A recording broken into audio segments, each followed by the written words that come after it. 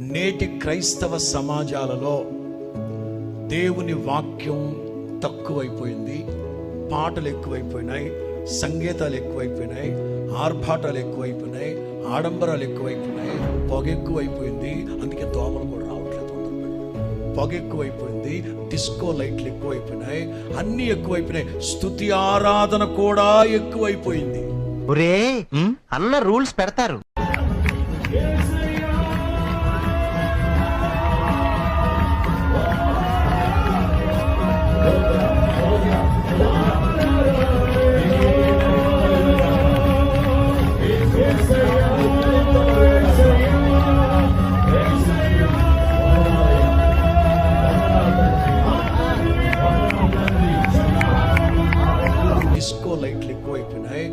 Disco లైట్లు ఎక్కువైపోయినాయి. ఆయన ఫాలో అవ్వరు కానీ మనం ఫాలో అవ్వాలి.